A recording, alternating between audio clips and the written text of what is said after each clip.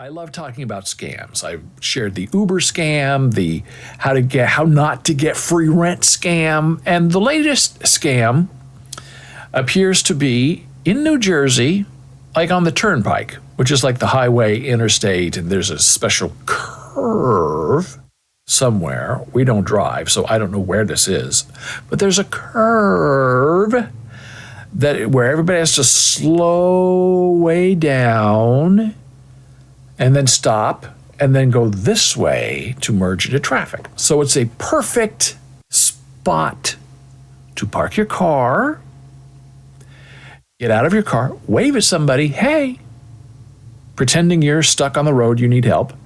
And because they're slowing way down, people tend to stop and help people on that curve. Well, it seems that there are several different people. The rumor is they're traveling gypsies, and they have different cars. They don't travel in wagons anymore. They travel in cars and trucks. And every day you see a new family, wink, wink family, out there stuck asking for help in that curve. And there are people who take pictures and say, hey, they're out there again. Be careful. Watch out. And some people even have photographs of, I think it's New Jersey State Patrol, parked behind them with their lights on. Because the State Patrol, the police, know exactly what's going on. And they're telling them to move on and stop scamming people. So, hey, what's the scam? Someone's broken down on the side of the road. I'm a nice person. I was raised in the Midwest. I'm from a foreign land. We help each other on the road. So, some people stop. And this one woman was saying how she saw this family and she stopped to help them.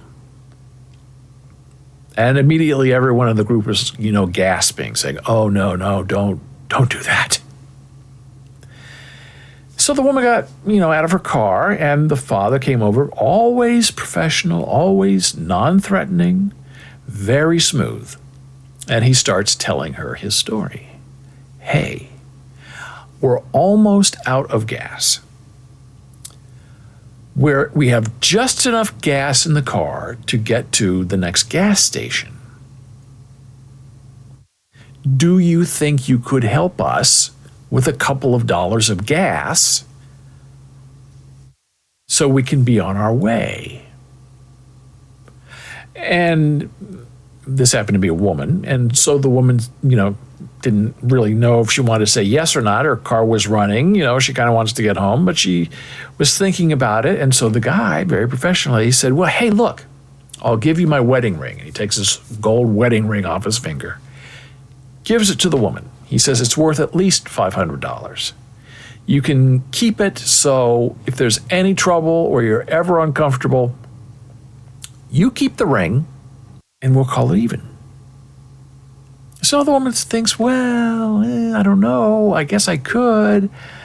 And she said, okay, I'll help you out. Because the woman, kind of looks in the car and sees there's a young child in the car and a wife in the car, and, they're stranded. Or so they say. So they get together at the gas station, which is like you slow down on the curve, then you take a right, and I guess the gas station is sort of like nearby. So they get out of the car, and the woman is getting ready to pay a little bit of money for the gas, and the father comes over again. And he says, oh, by the way, maybe you could help us out. And the woman's thinking, wait a minute, I'm already helping you out. Now it's a scam. She's her spidey sense is starting to tingle. But she listens, and the father says, well, I have a new job, and it's like 1,000 miles away. This is for my family. Do you think that you could, in addition to the gas, thank you, because she filled up their tank for whatever, $20 worth of gas, whatever it is. We don't drive.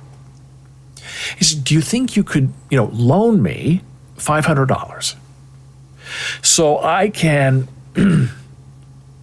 continue to fill up my car with gas so I can get to my new job, have a new start in life, because I'm dark-skinned and the world is against me. And I tried to pawn that gold ring that I gave you to hold on to for $500. I tried to pawn it. Pawn store said they wouldn't deal with me because of who I am. And then the wife is saying, please, please, help us, help us. And then the young child starts pleading and crying and says, please, please help us. We're trying to have a new life. And what the woman doesn't realize is they're all acting and they're all in on this together. And they do it, they do this show 10 times a day on different sides of the road, trying to get money from people. So the woman says, well, looking at the child, I guess I could help you a little bit. And the father said, yes, and you keep my ring. You can go to any pawn store and get at least $500 for it. You're not losing any money on this deal.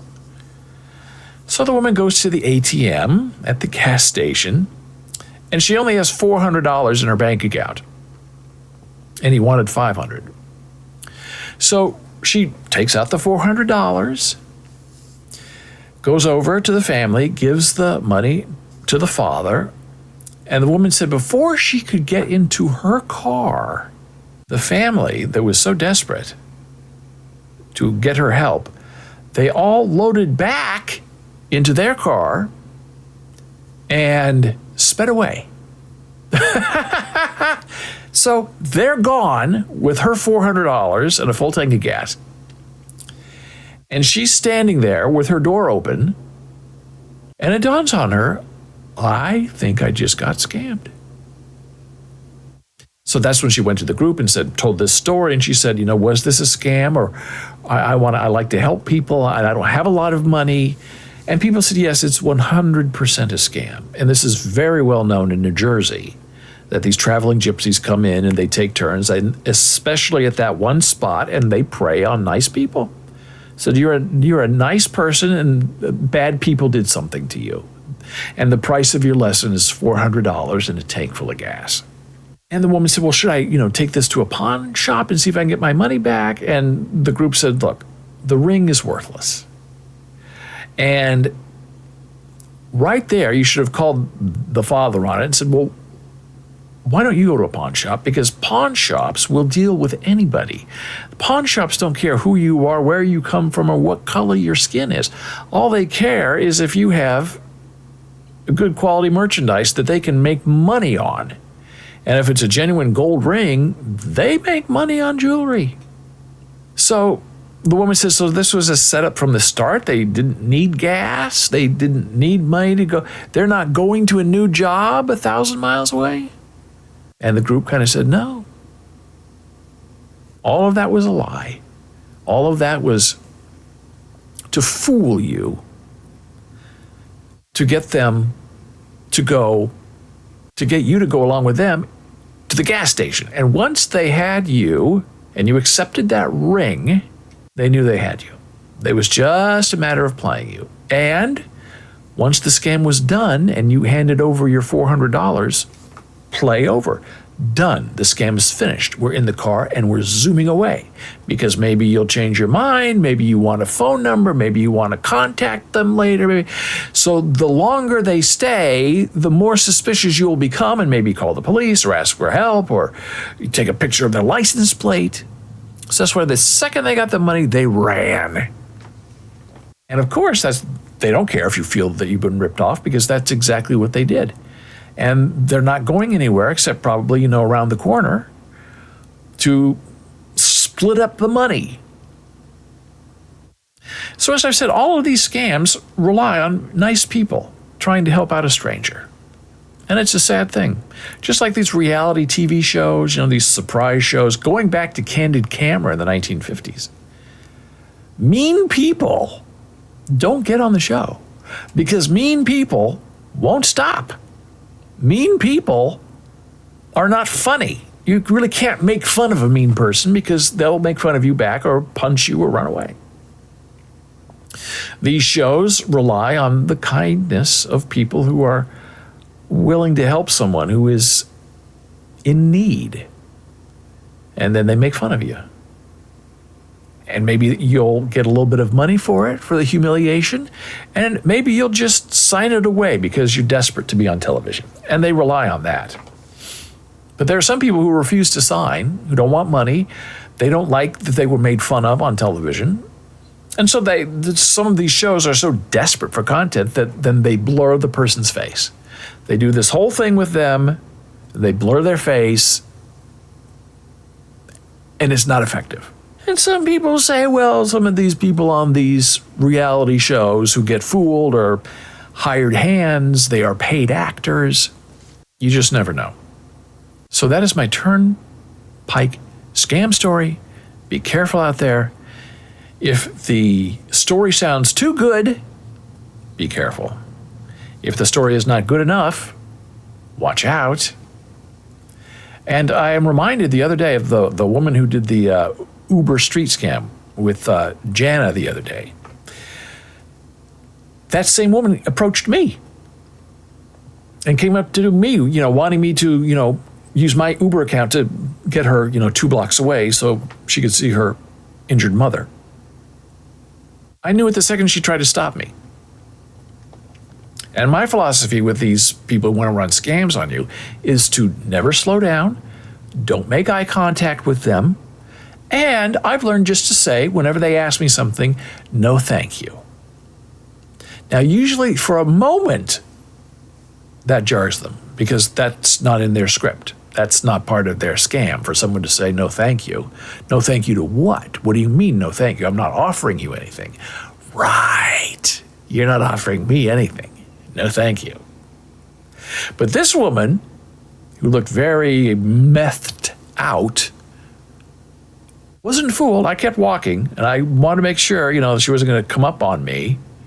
But I could tell by the sound of her voice that she was farther back and she wasn't getting closer.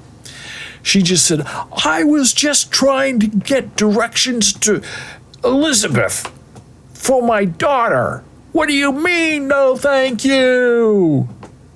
And I just kept walking. I didn't wave. I didn't stop. I didn't turn around and look at her. I didn't say no thank you again. I just kept going. And she didn't follow me because she knew that I was not a mark to be had. And some people like to play with these people and, lead them on and, I'll get you $500. You wait here and I'll be back in an hour. And that I wouldn't do because these people are very smart. And if they smell you're trying to scam their scam, they might have a knife or a gun or just, wouldn't mind giving you a hard punch to see how it feels on you. So avoid, walk quickly. Do not lead them to where you live. Do not lead them to your car. Go around the block a little bit. Give it 5 minutes, 7 minutes, 10 minutes. Walk around a little bit. And then come back and get into your car and go.